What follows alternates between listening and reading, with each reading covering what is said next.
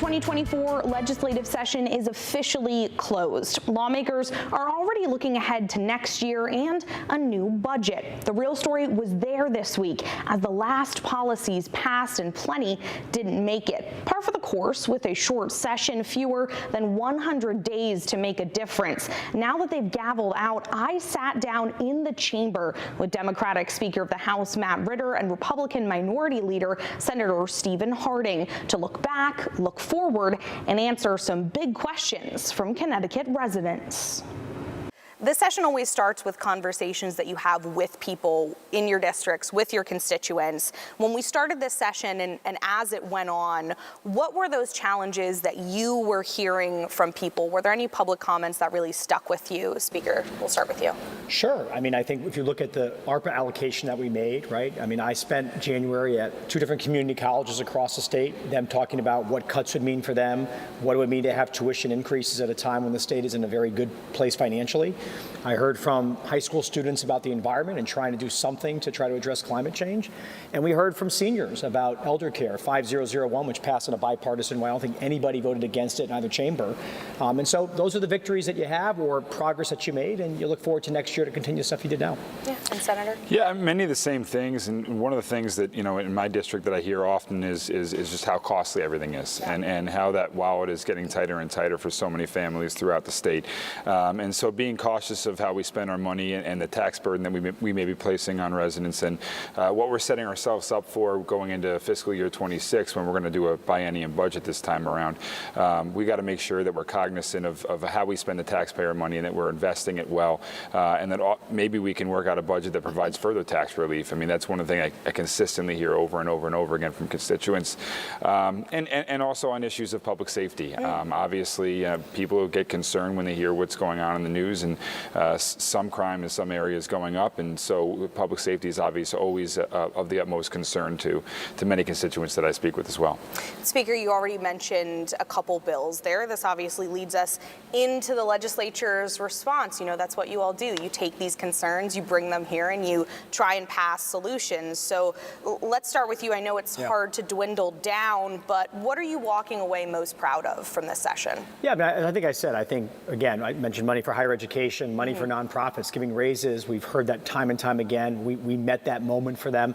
Not exactly where they want it, but the governor was at 0. We were able to get the $50 million there, and helping some of our larger towns in municipal aid, keeping taxes lower in Danbury and Bridgeport and Waterbury, right? So you look at that and you're happy. I mentioned some of the bills. The other thing I'm really proud of when I walk away is everybody left here with a smile in this chamber, and I can't speak for the Senate. You know, the Senate. I'm sure the leader feels similarly, though. There's a good culture here, and you know, as I said at the end of the night, people left here maybe upset about one bill or another, but everybody felt that they respected one another. They felt taking pictures, Republicans and Democrats, and so you can be cooperative and not always agree. And it's a good message for the state. Connecticut is not Washington, D.C., so I'm most proud of somebody who was elected by both Republicans and Democrats on opening day to be the speaker, that we left in a good place. And it means that I think when we come back next year, it's easier to get to work in a bipartisan way when you leave in a good place. Yeah, ultimately the speaker's correct. I mean, there's a level of collaboration this session that I think we saw in both chambers, and I think leaving here was relatively positive at the end of the night. That hasn't always been every single session. True. So that was nice to see. I mean, I look at some of the things. There are some positive steps. 5001 was a bill that was bipartisan. I think it will do good things for the people of the state of Connecticut. There were some smaller public safety measures. I think we can do more.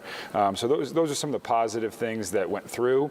I think how I look at some positive things that we prevented, I mean, the speaker might look at it a little bit differently, were some measures that would cede some levels of authority to, you know, the Deep Commissioner to do some things that, in my opinion and my caucus's opinion, could potentially raise fees and costs as it relates to energy prices.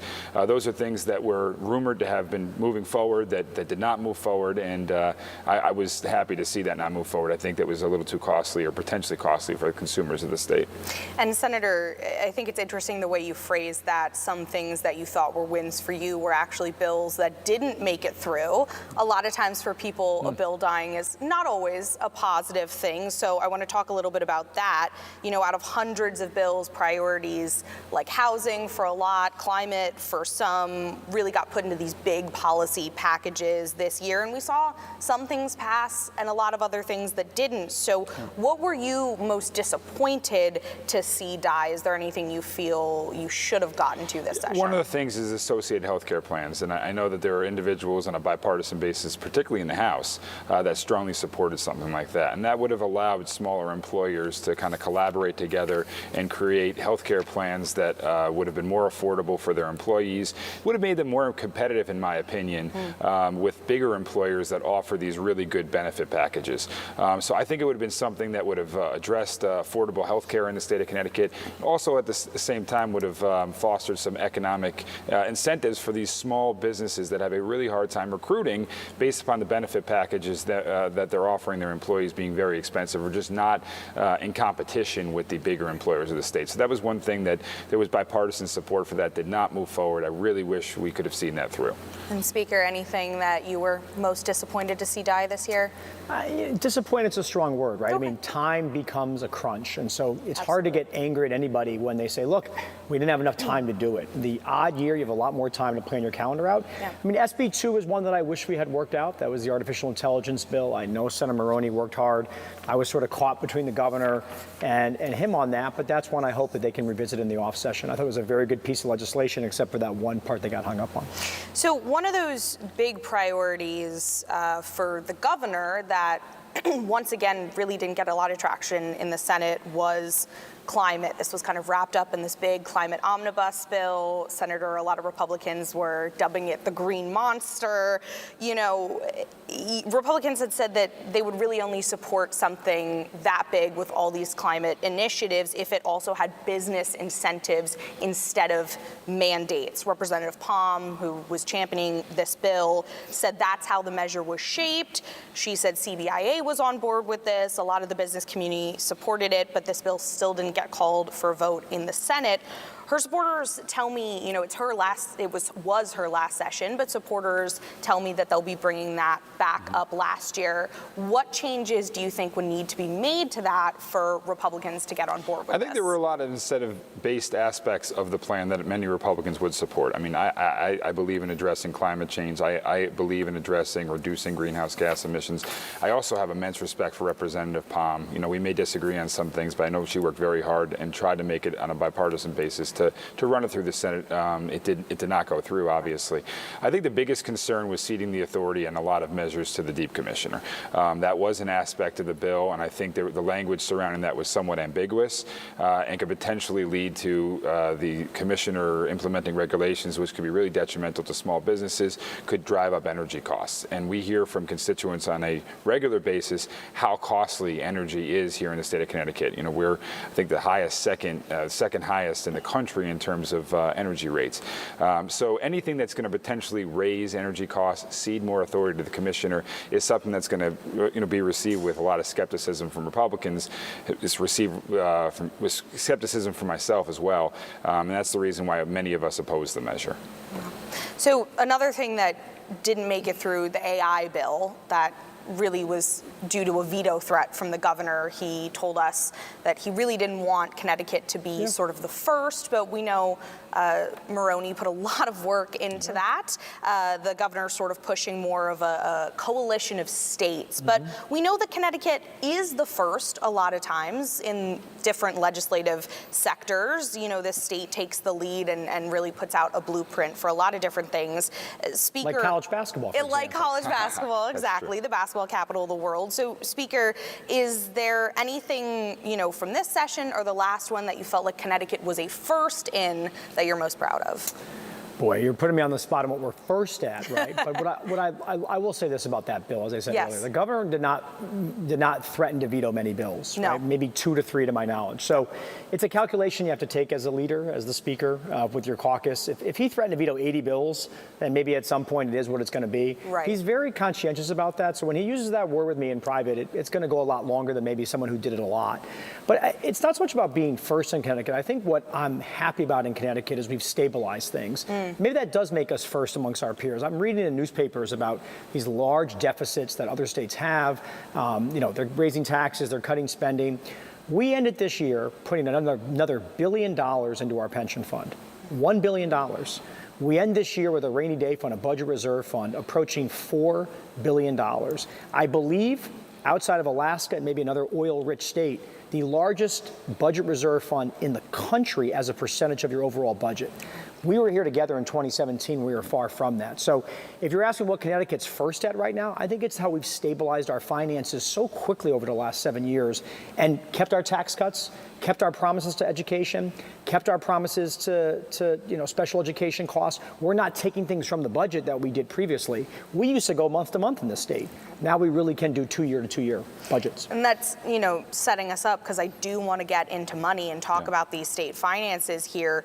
But before we get into state spending, we've covered what's passed, we've covered a little bit of what hasn't. So our last question in this first segment here, looking ahead, what do you think needs to be brought back, reprioritized next session? Speaker, we'll start with you. Yeah, I would start with, again, climate change legislation that we had. If we can work with the Republicans on maybe less discretion for commissioner, for example, if that's their big sticking point, we're open to those negotiations.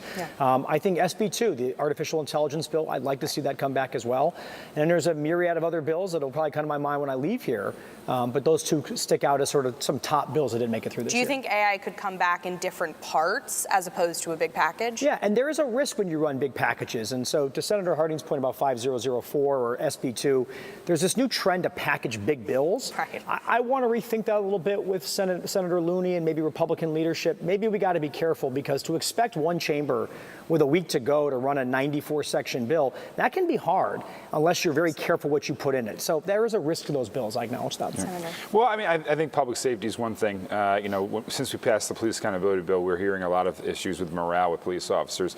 We're hearing some issues with consent searches being prevented, and maybe some drugs and illegal weapons getting onto the streets.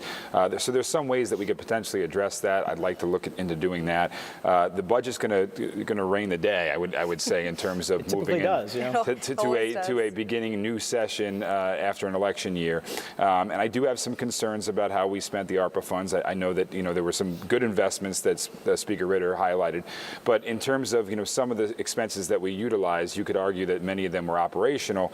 That could set us up potentially for a deficit within the confines of the revenue cap and the fiscal guardrails that Speaker Ritter alluded to, that has led us to the fiscal standpoint that we're in today. So we're going to be in a very busy budget season. For me, it's going to be imperative for myself and many of my Republican colleagues moving into next year to ensure that we maintain our fiscal guardrails that has put us in the position that we're in today.